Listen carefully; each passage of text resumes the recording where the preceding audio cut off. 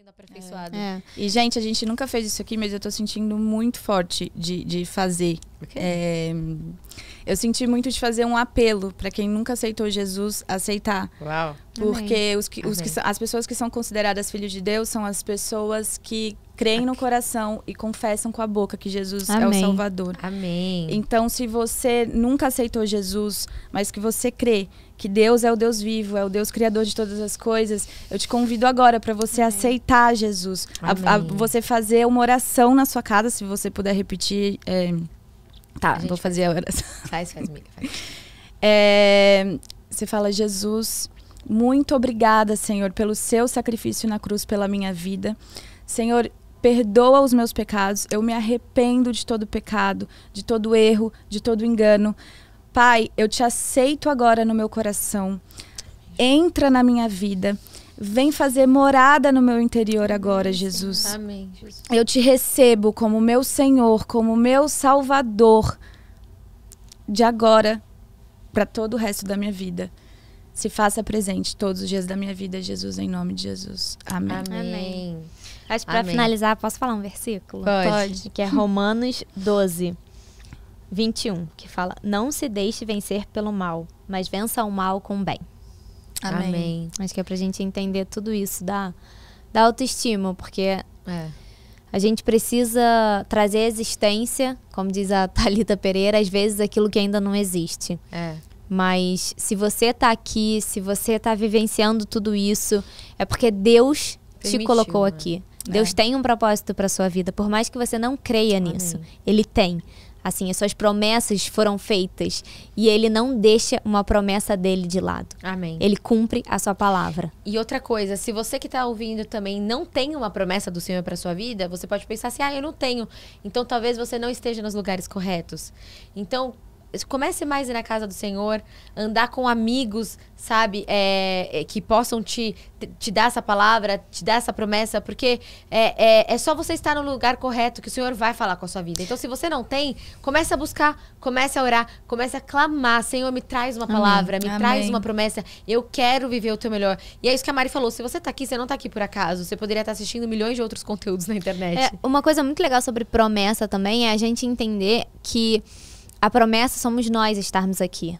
Você não tá no mundo à toa, sabe? A gente vê quantas pessoas que perdem, que abortam e que fazem milhões de coisas. Você não tá aqui à toa. Exatamente. Então, assim, a promessa da sua vida é você glorificar a Deus. Amém. E daí, Ele vai fazer o que Ele quiser com você. Então, às vezes, a gente tá num lugar e outro dia mesmo eu tava com uma amiga e tava comprando negócio e a mulher do caixa falou alguma coisa com uma outra pessoa, achei que fosse comigo: você quer que eu ore por você? Ela: não, ficou sem graça assim. Então, assim, Deus vai falar com você. Amém. Então, assim, a promessa é você. Você tá vivo, né? Você tá respirando. O Fih tava orando aqui antes da gente começar. Que a gente tá respirando e que você tá respirando, isso é um presente, é uma dádiva. Então não desperdice isso. E se você tem uma autoestima baixa, se você se identificou com o conteúdo que a gente passou aqui, eu quero declarar sobre a sua vida, no nome de Jesus, que você seja cheio do amor, cheio da graça de Deus. Que você termine esse podcast inundada, fala da sua amada: eu sou filha, eu fui criada, eu fui planejada, eu fui sonhada antes da criação do mundo. Uau! A sua identidade é única. Se você precisar melhorar, glória a Deus, faz um planejamento para algumas coisas, mas se sinta amada agora, no nome de Jesus. Amém. Se sinta única e desperte a leoa que existe dentro de você, sabe? Vai pra cima, aproveite a vida. A palavra fala que Jesus veio para que a gente tivesse vida em abundância. Amém. Não é uma vida, é vida em abundância. Por que você não tá vivendo essa vida abundante? Hoje eu creio que a gente vive uma vida abundante. Não é uma vida com sucesso e nossa, é uma vida com sentido, é uma vida com propósito, é uma vida que chega alguém falando pra mim: nossa, que ridícula. Eu falo: glória a Deus pela sua vida, irmão, vou amar. Eu acho assim, você quer ter uma autoestima elevada? Lê Paulo.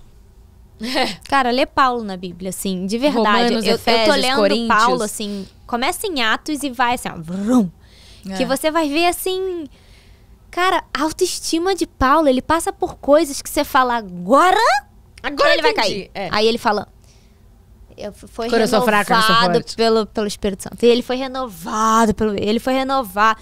E em Paulo, em Atos, ele fala isso. No último capítulo, ele fala que ele estava indo pra Roma e o barco quebrou. E eles param em Malta. E em Malta ele cura todos os enfermos da ilha.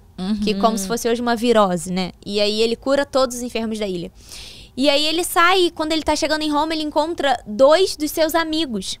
E quando ele encontra os amigos dele, ele fala assim na Bíblia: e Paulo resgatou a sua coragem. Uau. E aí você fala, como ele resgatou? Ele tinha acabado de curar todo mundo da ilha? Como Mas assim? Ele resgatou.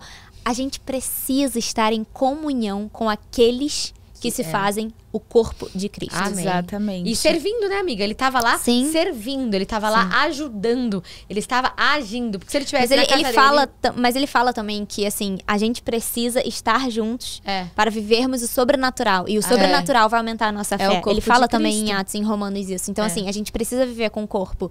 Porque a gente precisa se fortificar para quando a gente não... Ser edificado, né? Para quando a gente estiver fora do corpo, a gente ter cheio. o que fazer. Exatamente. Mas porque chorar com os que choram, rir com os que riem. Você tava lendo isso. Que Paulo era assim como Jesus, porque ele tinha convicção do que Deus estava falando sobre a vida dele. Amém. Podia Deus todo tinha mundo falar por ao contrário, que Deus tinha feito, e o que Deus queria dele, né? Qual que era o propósito dele? Porque podia todo mundo falar, não vai pra essa cidade. Tem até um versículo, uma parte que fala pra ele não ir, que eu não lembro agora pra onde. Ele foi mas não vai pra esse lugar. Ele vai pra casa de Filipe. Mas é necessário as filhas de Filipe são pessoas que... São profetas.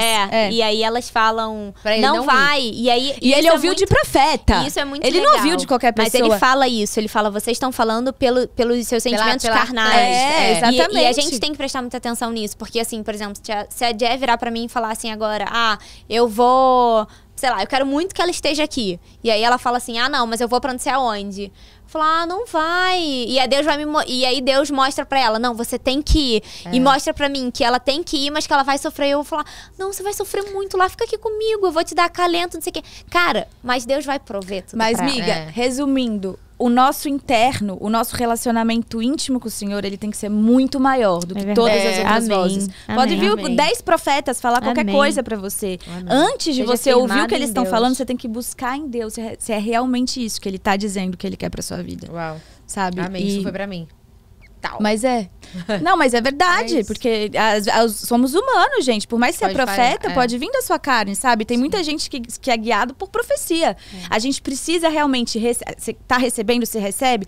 Recebe, mas vai buscar em Deus aquilo que ele tá falando, se tem a ver com o que a pessoa falou, sabe? Você precisa primeiro ouvir a voz de Deus. E Paulo foi Paulo, Jesus foi Jesus. Porque eles sabiam quem eles eram e o que Deus estava falando sobre a vida deles. Podia o mundo falar que não. Eles sabiam que eles precisavam fazer o que eles precisavam fazer. Sim. Porque Deus estava dizendo pra eles fazer.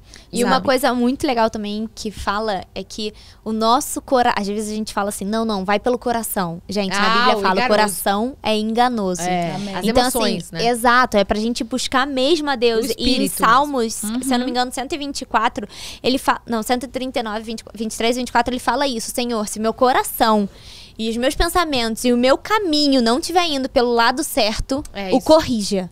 Então a gente precisa estar, assim, em profundidade no com Espírito. Deus. E é aquilo, uma vez que vocês forem nascidos do Espírito, sejam guiados pelo Espírito e não pelas suas emoções e coração. É isso. Então, assim, a minha emoção quer ficar? Quer, mas Deus tá falando pra eu ir? Eu vou. Tem que ser esse nível de obediência. Mas eu sempre falo assim pro Senhor, Senhor, eu faço o que o Senhor quiser, mas seja claro comigo.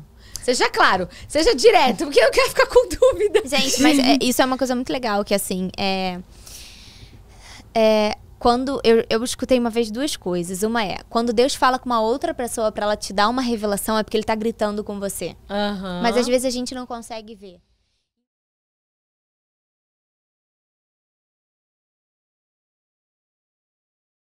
E aí, gostou? Não esquece que esse é só um trechinho, então clica aqui pra ouvir o bate-papo inteiro, que tá demais. Sério. Clica aqui, gente. Tô esperando, hein? Você sabe que eu consigo ver se você clicou ou não, então vai, clica logo.